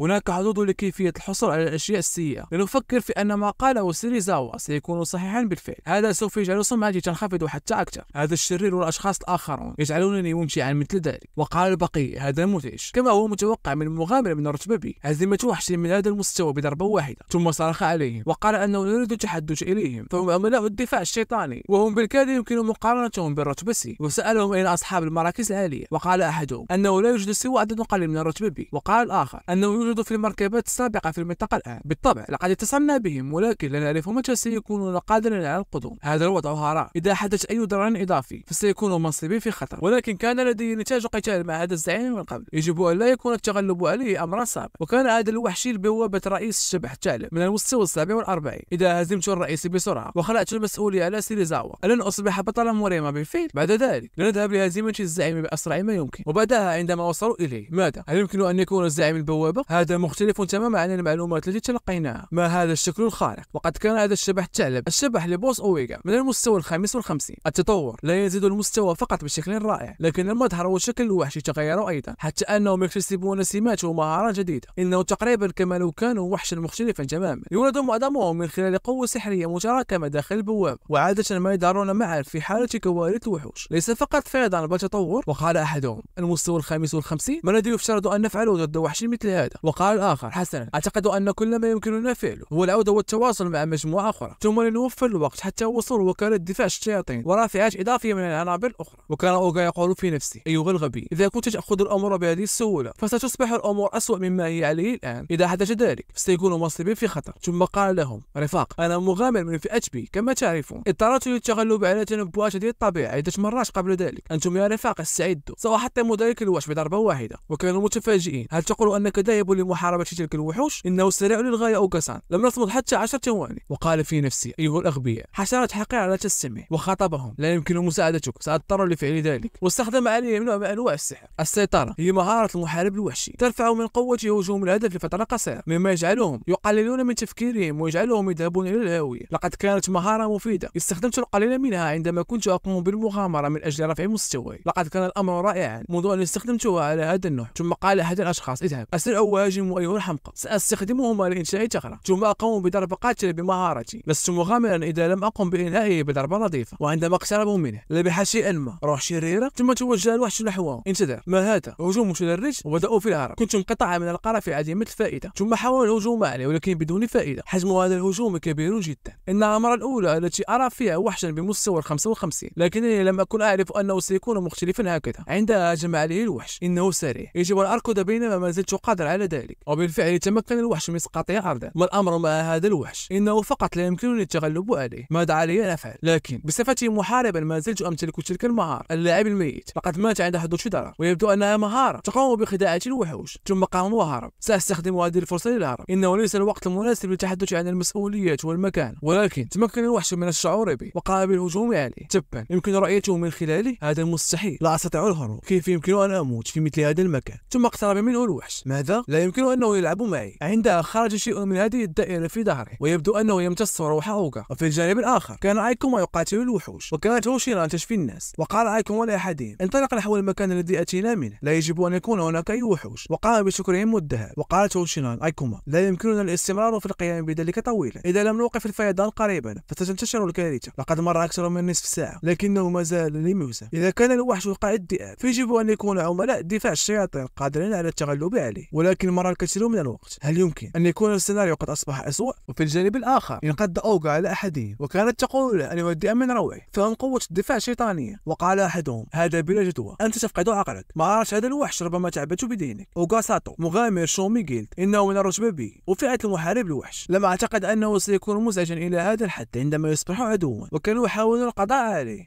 ولكن يبدو أنه يفوقهم قوة. القتال حتى الموت مع مغامر برتبة بي، أعتقد أن هذا سيكون مزعجا. المشكلة تكمن في تلك الحالة الغريبة لجسدي. أتساءل عما إذا كان منتجا جنويا لكارثة الوحش هذه. من الواضح أن تلك الكارثة غريبة، إنها ليست أمرا يمكن أن يتعامل معها المغامرون أو الفرق بمفردهم. عندها رفع أوغا سيفه وحاول القضاء عليه، ولكن في الوقت المناسب تدخل ايكوما هجمة جزئية وتمكن من صد سيفه. وحش ذو مهارة تداخل عقلي. وقال ذلك الشخص: أنت. أوغا ليس شخصا يمكن لأي مغامر متوسط أن يواجهه. وقال ذلك الشخص في نفسه: إنه يواجه مغامر من رتبة بي. لم أتوقع بوجود مثل هذا المبتدئ في المنطقة. وقال ايكوما: أن تحركاته الآن أبسط بكثير مما كانت عليه في مباراتهم الوهمية. أعتقد أن تأثير المهارة تدخل الوحش بعقله. عندما هجم عليه أوغا بمخلب الوحش كان ايكوما وراءه. لقد نفذ صبره مما جعله يصبح أكثر شراسة في الهجوم. هجمة مضاعفة وتمكن من إصابته. وسألوا ايكوما إن كان واعيا الآن. وعندما نظر إليه أوغا تذكر مباراتهم الوهمية. أنت. نظرت إليه بازدراء: سأقتلك. ثم هجم عليه. وقال ايكوما: إن تأثير مهارة تدخل العقل أقوى مما توقعت. على الرغم من أنه خطر رفيع المستوى ليس لدي الوقت لأتقاتل معه. ثم هجم عليه مع هجوم واحد في المنتصف، واستخدم هجمة مضاعفة. عندها استخدم الشهاب قاطع وتمكن من قطع يده. انقطع ذراعه الأيمن وخارط قوى من ساقيه. الآن يجب أن يكون عاجزا. وكان ذلك الشخص منبهرا: كيف يمكن هذا؟ كان يقاتل مغامرا برتبة بي بينما كان جائرا. هذا الفتى ليس لديه حدود. عندها وصلت هوشيران وساتسكي: ايكوما، لقد تمهلت في الأمر كثيرا. واعتذر منهما وقال أنها كانت حالة طارئة، فهناك اختلاف في السرعة بين الفئات. على أي حال دعونا نأخذ هؤلاء الرجال إلى مكان آمن. وقال ايكوما: لا يبدو أن لدينا الوقت للقيام بذلك. وقد كان الوحش أمامه يبدو الأمر وكأنه قد دار الرأي. وقالت ساتسكي: ما الأمر مع هذا الكائن الغريب؟ المستوى أعلى بكثير مما تم الإبلاغ عنه من قبل. ربما حدث تطور أيضا. أعتقد أنه من الآمن أن الاستجابة لهذه الكارثة كانت بطيئة للغاية في حالة تطور. حتى أنا لن أعرف تماما ما المهارات التي سيستخدمها. وقالت هوشيران: لكن وطالما هزمنا ذلك الرجل ستنتهي كارثة الوحش هذه. وقال لها: بلى، لكن لا يبدو أنه خصم يمكننا التغلب عليه بالطرق العادية. عندها أطلق عليهم كثير من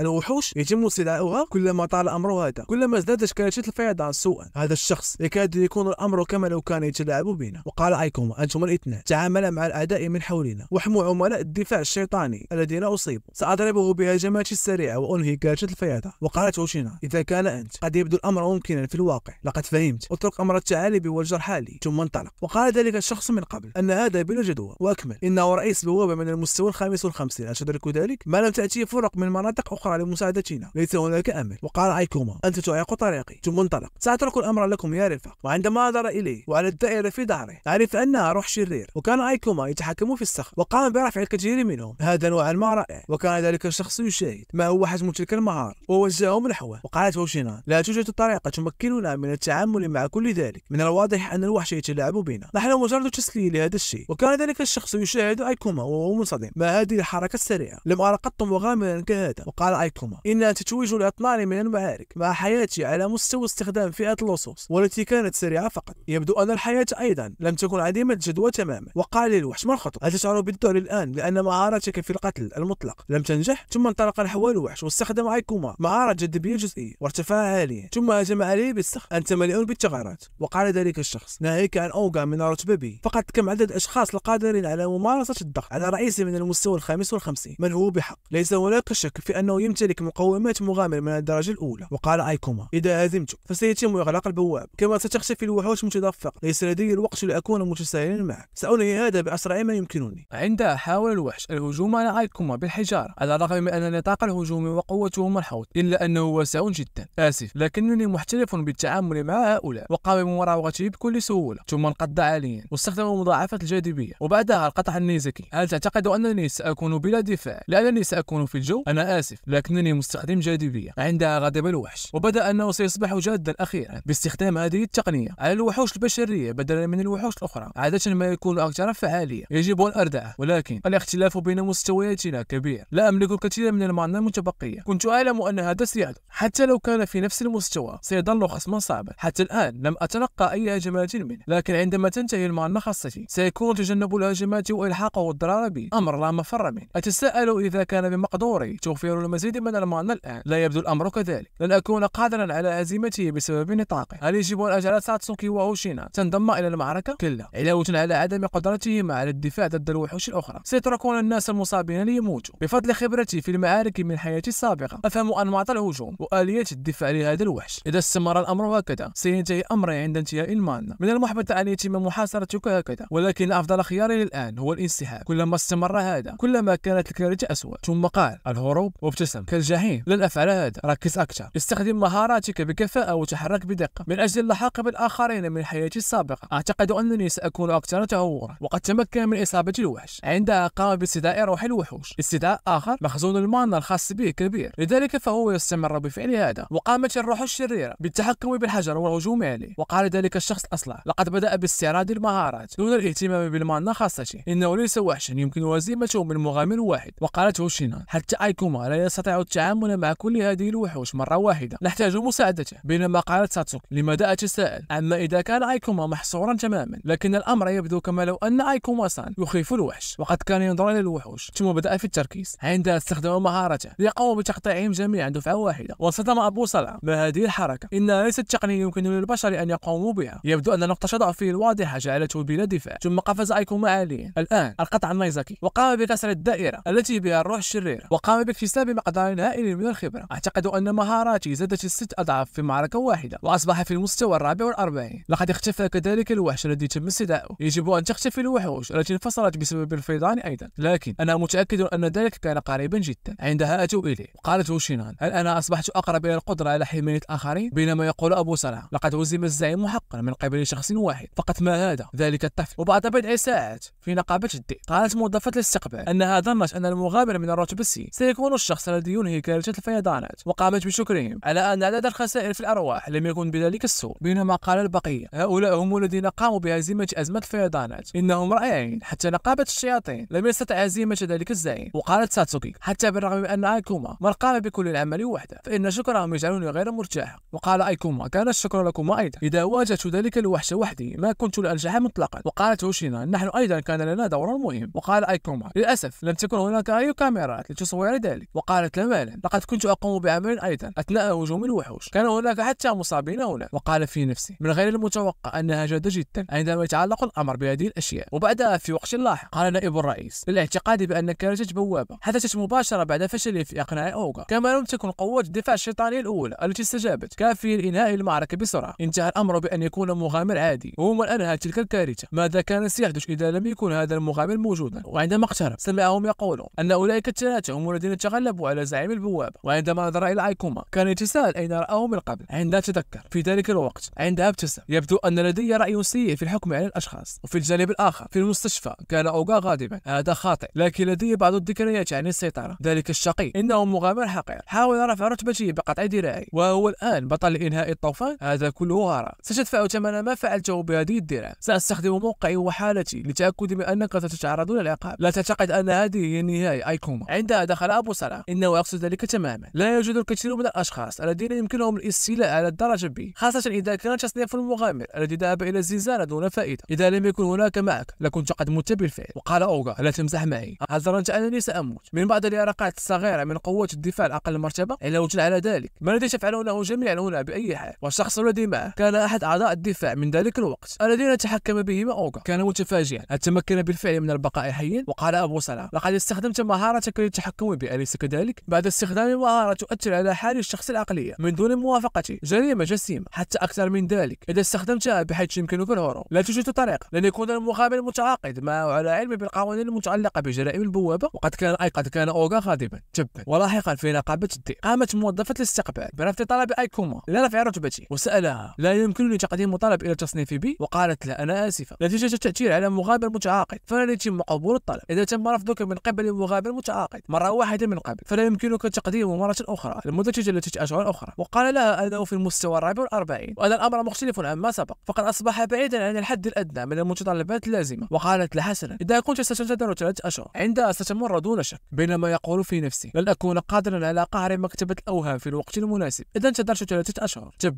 لقد فعلت حقا هذه المرة. وقالت ساتسوكي: لكن أيكوما-سان هو بطل الآن، من العادل التعاقد معه مرتين الآن. وقالت موظفة الاستقبال في المقام الأول: هذا الرجل استخدم مهارته في التحكم في الأشخاص الآخرين وتم طرده. أنا آسف حقا، إنها سياسة النقابة. وقال أيكوما: هذا يكفي ساتسوكي، ليس هناك فائدة في الجدل أكثر من ذلك. يقال أن خاتم الحكمة عنصر لا مثيل له، سأفكر في طريقة أخرى للحصول عليه. عندها دار أحدهم وراءه: لقد سمعت محادثتكم بصدفة، وكان هذا نائب الرئيس. وكان أيكوما يتساءل لماذا غير نائب الرئيس طريقة ليقابله. ثم قال نائب الرئيس: أنت أيكوما، أليس كذلك؟ بسلطتي سأمنحك إذن خاصة لتصنيفك على الرتبة بي. وكان هذا الخبر صاعقا بالنسبة لأيكوما. هل هذا مسموح بهذه السهولة؟ وقالت موظفة الاستقبال: ماذا إذا بدأ مغامرون آخرون في الشكوى بعد الاستماع إلى هذا؟ سيتم وضعك تحت الرقابة يا سيدي. رئيس نقابة الديب لن يكون سعيدا أيضا بالتأكيد. وكان نائب الرئيس يقول في نفسه: أفعاله في كنجة الفيضانات وإنجازته قبل ذلك لقد بحثت عنه بنفسي. ثم قال لهم: من المحتمل أن أوغا قد رفض انضمامه ونتيجة لكبريائه فحسب. ليس الأمر كما لو أنه لا يستحق ما حدث له أيضا، لأن تأجيل ترتيب أيكوما غير عادل، ويمكنك التفكير في ذلك على أنه إخفاق من جانب نقابة الدين. على الرغم من أنه من الصحيح أن الرئيس النقابة لا يحب هذا النوع من الاستثناءات، سأتحمل كامل المسؤولية لاحقا. إنه ليس شيئا يدعو للقلق بالنسبة للمغامرين. وقال أيكوما: لماذا تفعل هذا من أجل مغامر واحد؟ وقال له: أنا أساعد المغامرين في تطورهم، لأن حماية البلد من واجباتنا. الكارثة التي حدثت قبل أيام قليلة كانت متوقعة في الأصل من جانبنا، وكنا مسؤولين عن منعه، لكن شكرا لإيقافك للكارثة أردت أن أظهر امتناني بصفة نائب الرئيس. وقام بالمصافحة، وبالفعل تم قبوله وأصبح من الرتبة بي. وقامت ساتسوكي بتهنئته. الرتبة بي رائعة، مستواك أيضا مرتفع جدا لدرجة أن قليل من الأشخاص فقط هم من قد يفكرون في مواجهتك. بينما كان يقول: حتى بالمقارنة مع حياتي السابقة فإن سرعة الارتقاء والترتيب هذه جنونية. حتى لو كان من الصحيح أن هزيمة الوحوش عالية المستوى تجعلك ترتفع بشكل أسرع، لا أعتقد أنني سأصل إلى المستوى 44 بهذه السرعة. وسألته ساتسوكي إن كان هناك خطوة ما، فهو يبدو مستاء. وقال لها: لا، كان لدي شيء في ذهني فقط. في المقام الأول لا أعرف كيف تعمل ميكانيكياتي حتى الآن. هناك أيضا شيء يسمى تأجيل الفراشة، الفكرة القائلة بأن أي تغيير طفيف يمكن أن يتسبب في كارثة. على أي حال، ما هذا الصوت في صدري. التفكير السلبي للغاية هو أحد عاداتي السيئة. على أي حال، كان هذا هدفي. لقد وصلت أخيرا إلى المرتبة بي. وعندما نظر إلى هاتفه ظهر الأمر أخيرا. مكتبة الوهم. جاءت الأخبار المتعلقة بالبوابة منذ بضع دقائق فقط. شكرا لنائب الرئيس، لقد فعلت ذلك بطريقة ما، وارتفعت إلى الرتبة بي في الوقت المناسب. وسألت ساتسوكي إن كانت هذه هي البوابة التي كان يتحدث عنها، وقال لها: أجل، أهدف إلى العنصر حلقة الحكمة الذي يحمله الرئيس. أعتقد أن هذا عنصر مهم للكشف عن أسرار كوارث البوابة. نحتاج إلى التحضير المسبق وفحص من أجل الدخول إلى البوابات ذات الرتبة بي أو أعلى من ذلك. أريد الذهاب لمنع الطلب هناك الآن. وفي الجانب الآخر كان أحدهم على الهاتف: ستظهر البوابة مكتبة الأوهام قريبا. هزيمة رئيس تلك البوابة هو مشكلة بعض الشيء. لا يمكنني السماح لأي شخص بالحصول على ما بحوزته. مع سلطتك يجب أن يكون احتكار البوابة أمرا سهلا، ما دام فرعك في الجمعية وطلب المساعدة من خلاله. وقال الآخر: لا تكن غبيا، لا يمكنني السماح لهذا البلد بالحصول عليه. لدي عدد قليل من الكلاب هنا، لكنني بحاجة إلى شخص ما للإجراءات الرسمية. لا أعتقد أن الوقت قد حان لاستخدامها بعد. لن يتم التغاضي عني عند معرفتهم لأهدافي وهويتي. نحن بحاجة إلى شخص لا نعرف بتحركاتنا. بمجرد ظهور البوابة تواصل مع فريق شيميرا لقتل رئيس البوابات وتدمير العنصر. وأيضا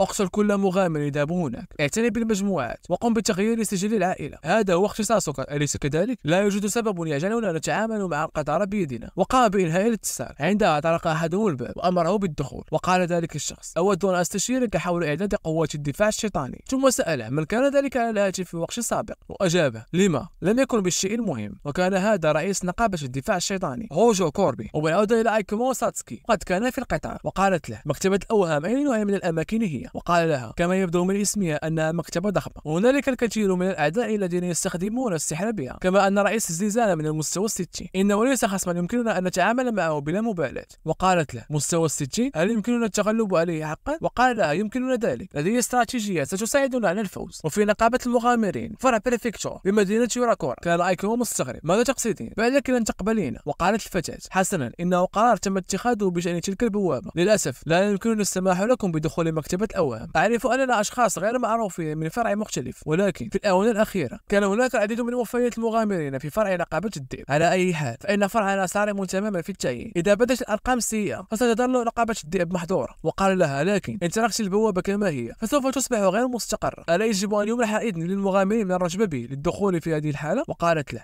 إذا بدا الأمر وكأنه سيستمر لفترة وجيزة فيمكن للمدينة أن تستأجر المغامرين من مكان آخر. إذا كان الأمر يتعلق فقط بإدارة البوابة فعندئذ تكون قوات دفاع الشيطان أكثر من كافية. والأكثر من ذلك، مغامر من الرتبة B جديد وشركته التي من الرتبة C فقط. آسفة، لكن لن تذهبا إلى أي مكان يا رفاق. عندها دار شخص وراءهما. هل تريدون الدخول إلى مكتبة الأوهام أيضا؟ وسأله أيكوما من يكون، وقال أنه من طائفة الرهبان جوجو ياسيجي، وهو من المستوى 43، وقال أنه أيضا من الرتبة B، ويريد أيضا أن يحاول دخول تلك البوابة، ولكن يبدو أنه ليس هناك عدد كافي من المغامرين من مستوى عالي بما فيه الكفاية للانضمام له الآن. وقال أيكوما في نفسه: هل هذه نعمة؟ إذا كان لدينا سيجي والمغامرين الآخرين فقد يكون هذا أقل تقييدا. يمكننا أن نصفي البوابة معهم قبل الذهاب إلى الزعيم بأي حال. كنت قلقا بشأن ما إذا كان بإمكاننا تقديم الطلب في الوقت المناسب أم لا، ولكن معه لا داعي للقلق. لكن هذا الرجل مريب بعض الشيء، هل يمكن أن نثق به حقا؟ وقالت ساتسكي: هذا مريح، سنكون قادرين على دخول البوابة الآن. وقال ذلك الشخص: أنت أيكوما صحيح؟ إذا كنت من المرتبة B فأنا أرحب بكم، يرجى الانضمام إلي. وقالت ساتسوكي: ماذا عني؟ وقال لها: لقد بحثت في سجلاتك، محاولة الدخول إلى البوابة خطيرة، أنت من فصول شامان المعروفة بكونك مغامرة ضعيفة للغاية، أليس كذلك؟ إنجازاتك أيضا لا تذكر حتى، لا يمكنني الحصول على نفايات زائدة في فريقي. وقال أيكوما: آسف، ولكن إذا كنت ستستثنيها فأنا لن أنضم. وقال سيجي: أنا لا أحاول استخدامكم يا رفاق لتحقيق ربح أو أي شيء من هذا القبيل، كل ما في الأمر أن لدينا بالفعل عضوان رائعان جدا كما أنهما حارسان، أريد قراءة هذه الزنزانة بصدق. وقال أيكوما: يمكن لفئة شامان استخدام مانا لاستنزاف واستعادة عضو آخر بالكامل، إنه مفيد جدا في الواقع للأشخاص الذين يواجهون الكثير من الوحوش مثلك ومثلي. وقال سيجي: أعتقد أنك جيد، لنستبدل معلومات الاتصال، أريد الحصول على إذن من الأعضاء الآخرين أولا، ثم سنقوم بتسجيل كطرف معا ونلتقي أمام البوابة وفي وقت لاحق. قالت ساتسوكي: هذا الشخص هل هو جيد حقا؟ بدا الأمر كما لو كان ينظر إلي كما لو كنت مصدر إزعاج. وقال أيكوما: لقد بدا كما لو كان يخطط لأمر ما في وقت لاحق، ولكن يبدو أنه يمكننا الوثوق به على الأقل الآن. من الأفضل الإشارة إلى ما أنت غير راض عنه أولا بدلا من قوله لاحقا. أعتقد أنه رئيس فريقه، لذلك يجب أن يكون اجتماعيا ويبتعد عن النزاعات غير الضرورية. من المحتمل أنه لن يفعل أي شيء من شأنه أن يضر بسمعته. وقالت له: هل هذا مناسب حقا؟ وقال في نفسه أيضا: نحن لسنا حقا في الموقف الذي يجعلنا نرفض عدد أكبر من الأعضاء، وكلما كان العدد أكبر كلما كنا أكثر أمانة، ولكن إذا لم نتمكن من دخول البوابة فلن يكون لدينا أي أمر على الإطلاق. سيكون الحصول على 3 أعضاء رفيع المستوى بمثابة وسيلة للإلغاء. لقد ولت مخاوفنا بشأن القدرة على قهر البوابة بشكل أساسي. وفي الجانب الآخر قالت إيروكيشيو: هذا مختلف تماما عما خططنا له، جذب شخصين من فئات غريبة قبل أن ندخل، لا تفعل مثل هذه الأشياء عديمة الجدوى. وقال سيجي: لا يمكننا فعل شيء كما تعلم يا شيون، لن تتلاشى قيود البوابات، وكذلك حقيقة أننا لا نملك عدد كافي من الأعضاء يجب أن تنسيها، أليس هذا صحيحا؟ وقالت له: كنت أرغب في الحصول على دعم وكذلك التعاون مع شخص يمكن أن يقاتل في المقدمة ويكون أيضا معنا في كل مراحل زنزانة. لقد تجاهلت رتبهم لغرض معين كما لو كنت على ما يرام مع أي شخص. وقال سيجي: كان لديهم عدد مثالي من الأشخاص، كما أن أيكوما كون في مستوى مرتفع أيضا. ساتسكي أيضا لا بأس بها كتأمين. بينما تقول ساتسكي في نفسها: من الجيد أننا تجمعنا جميعا بدون مشكلة، ولكن الجو العام ليس جيدا. وقالوا أيكوما كون: ألا بأس بذلك حقا؟ وقال في نفسه: اعتقدت أن سيجي كان مريبا كما هو، لكن الأعضاء الآخرون هم أكثر من ذلك بكثير. وقالت شيون: سأقول هذا الآن، إذا انتهى بك الأمر إلى أن تكون عديم الفائدة وأضعت كمية من الأرباح فسوف أقتلك بنفسي. وقال في نفسه: هل تمانعين في قراءة جو المكان قليلا؟ ثم قال لها: نظام فقط، أولئك الذين يحققون أرباحا من الإنجازات أفضل بالنسبة لي. وقالت له: يا لك من فتاة صالح حقا. ثم قالت: ماذا تعتقد يا كاساي؟ وقال لها: أنا لا أهتم بقدرات من يدخلون الزنزانة، وقد كان هذا كاساي غيره من الرتبة 45 طالما أنهم لا يعيقونني. وقال أيكوما في نفسه إذا هو من الرتبة الأعلى. أعتقد أننا يمكننا تجاهل كل شيء آخر عدا كنوز البوابات الداخلية. فوائد الذهاب إلى أعماق أحد البوابات المستكشفة عالية. يمكننا بيع المعلومات إلى النقابة كذلك. من الممكن أيضا الحصول على عناصر نادرة التي يتحدثون عنها كثيرا، لذا فإن الاسم وحده سيجعل من السهل بيعها، لكن كان بإمكانك القيام بعمل أفضل باختيار أعدائك. سيجي. قال أيكوما في نفسه حسنا، لست في موقف يسمح لي بالانتقالات. ثم قال سيجي فرق تم بناؤه بسرعة. قد تكون لديكم شكاوي أو أشياء لا ترضوها، لكن القدرة على جمع المغامرين في هذا المستوى العالي هي معجزة تماما. أنا حقا ممتن لكم جميعا. والآن لنذهب إلى مكتبة الأوهام. الطمع، الفخر والغطرسة سيكون لطيفا إذا لم تحدث أي مشكلة. وبعدها عندما دخلوا إلى مكتبة الأوهام قال سيجي هذه البوابة هي الأصعب حتى على الرتب الأخرى. إنه مكان مثير للاهتمام ومحسن. من النادر جدا أن تظهر بوابة بهذا القطر. إذا تمكن من السيطرة عليها سنصبح مشهورين في وقت قصير. وقالت شيون سيجي قل هذا مسبقا إنهم هنا فقط ليكون لدينا ما يكفي من الناس للدخول، لذلك لا تفعل أي شيء من شأنه أن يعترض طريقنا. وقالت ساسكي في نفسها على الرغم من أن مستوى أيكوما أعلى من مستواهم. وقال أيكوما آسف لكننا قطعنا كل هذه المسافة من مدينة مختلفة لاستكشاف هذه البوابة. أنا لا أخطط للمغادرة خلال الوفاق.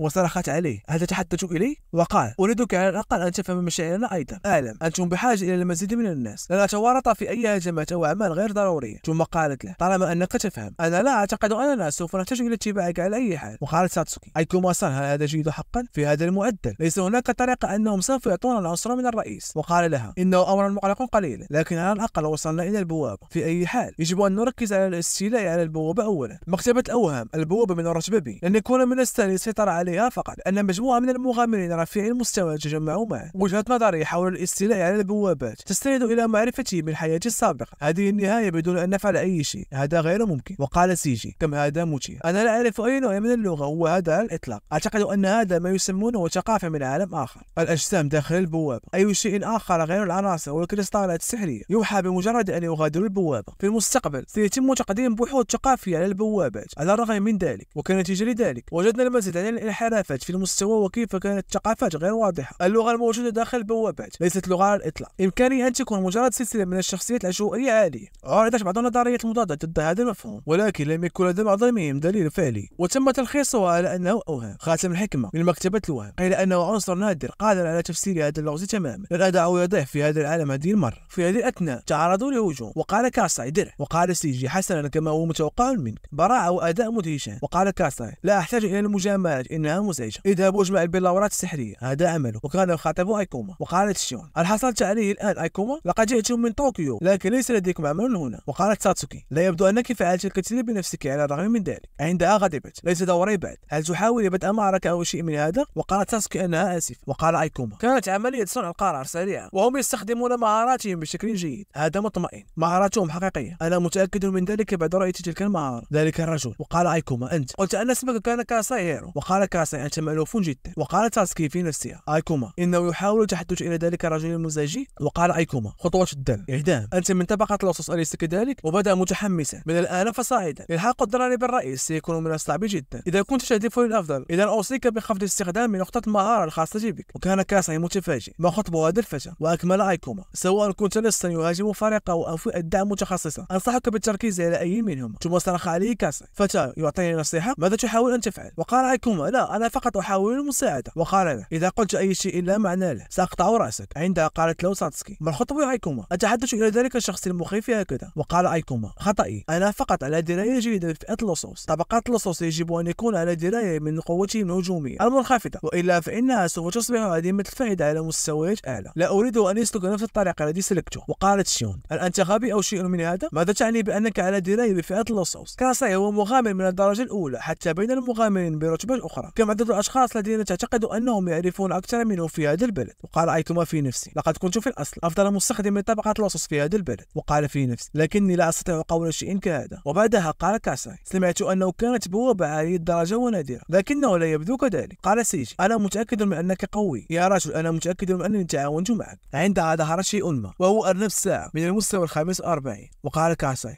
لديه وجه غبي لكنه أعلى من العفاريت. أرنب الساعة هم كانوا في مكتبة لوام أيضا، وحش كابوس معروف لجميع الأطراف. إنه ليس عدوا يجب أن تقاتله بدون التفكير أولا. ثم قال أيكوما: لن يبدأ الأرنب في القتال ما لم تصل إلى نطاق معين منه. دعنا نذهب حوله ولنبحث عن طريق مختلف. وقال كاساي: لقد كنت مزعج منذ وقت مبكر، لا تخبرني ماذا أفعل يا فتى. وعندما ذهب حاول أيكوما إيقافه. إذا كان الأرنب على مدار الساعة يستخدم قدراته الآن فإنه سيكون سيئا، سيكون من الصعب حقا محاربته بينما تحاول حماية الجميع. عندها بدأ كاساي في ملاحقته. بينما كان أيكوما يصرخ: عود يا هيرو، أرنب الساعة خطير. وحاول كاساي الإمساك به ولكن بدون فائدة. سريع جدا. هل هو من النوع المتفوق في الهروب؟ إنه صغير، ولكن بما أنه على مستوى عالي فأنت لا تعرف أبدا ما سيفعله. مهارة الهروب كما هي مزعجة، لكن هذه الحركة الخاصة. هل هو وحش نادر؟ إذا يمكننا أن نتطلع إلى المهارات التي تخفيها. وقال أيكوما في نفسه: الآن بعد أن وصلنا إلى هذا الحد فلن يغفل عنا بعد الآن، لا يوجد خيار سوى هزيمته. ثم قال أيكوما: سوف يستخدم مهاراتي، غطوا بعضكم بعضا، إذا تخليتم عن حدثكم لثانية واحدة سوف تقتلون. وقال سيجي: مالا، ما الذي تقوله؟ وكان يفكر. ذلك الأرنب هو في المستوى 45. نحن الخمسة يجب أن نكون قادرين على هزيمته، لا يمكن أن يكون تلك مهارة أرنب. بينما يقول كاساي: أنا لا أتلقى الأوامر من فتى من مستوى أدنى مني، أعتقد أني حذرتك من قول أي شيء لا معنى له. عندها أخرج الأرنب ساعته أرس ماجيكا. وقال كاساي: ما هذا؟ عندها دار العديد من الوحوش، هناك 30 وحش و3 مستويات في هذا المكان الضيق. وقال أيكوما: ارجع يا هيرو، لن يمكنك أن تفعل أي شيء إذا حصرت. وقال له: أخبرتك أن لا تملي علي أوامرك. وبدأ في محاربة الوحوش، لا تقللوا من شأني، وحوش غبية. عندها قالت شيون وسيجي في نفس الوقت: كاساي، هناك واحد آخر لم تره، وقد كان هذا الأرنب وهو ينقض عليه. هذا الأرنب لا يعرف فحسب، تبا لا أستطيع تجنب ذلك. عندها تدخل أيكوما وأزح الأرنب في الوقت المناسب. طالما لديه التحكم بالجاذبية فلن أخسر أي قتال في الهواء. أنت لست لطيفا حتى أيها الأرنب القدر. وقال كاساي: كان ذلك وشيكا، كدت أموت. ذلك الوقت توقع هجوم الأرنب المفاجئ وغطى علي. وقال أيكوما: أرنب الساعة لن يأتي إليك مباشرة، إنه يستخدم فقط هجمات مفاجئة. أنا سأخذ 3 من الجريمورات وأنتم 4 تأخذون الآخر. وقال سيجي: هذا مستحيل، ردة فعلي كانت أبطأ في وقت سابق. وكاساي هجوم بشكل مفاجئ، وكاساي هجم بشكل مفاجئ، لكننا مغامرون أقوياء أيضا، تخمينا على الأقل. وقال لهم: ليس هناك حياة مرتين، انبطحوا. تحركات أرنب الساعة سريعة، وخلاف ذلك هو خبيث أيضا. عند قتال أعداء كثيرين يجب أن تكون متعود على الهجمات المفاجئة، حتى الأكثر موثوقية هنا كاد أن يقتل. شيون كانت مدعورة قليلا بسبب ذلك. المستويات الداعمة كالراهب والشامان تحتاج حتى هي إلى حماية من أجل القتال بشكل صحيح. وقالت شيون: سوف تقاتل 3 من هذه الأشياء في نفس الوقت؟ هذا مستحيل. بينما تقول ساسكي في نفسها: إن كان هذا ما قرره أيكوما فأنا أثق به، ربما هذه الطريقة الأفضل للفوز. ثم قالت: دعونا نسرع ونهزم هذا الوحش ونساعد أيكوما في أقرب وقت ممكن. عندها هجم أحد الوحوش على أيكوما، القدرة على الطيران في الهواء بحرية. إنها قوية حتى على مسافات طويلة وسحرها سريع. بالإضافة إلى ذلك يجب أن تكون حذرا جدا من هجماته المفاجئة، وقد كان يتحدث عن الأرنب. لقد سبب لي الكثير من المشاكل في حياتي السابقة أيضا. أنا لا أكره المعارك التي تختبر حدودي. على الرغم من ذلك تعال يا عديم الجدوى، سأمزقك في ضربة واحدة.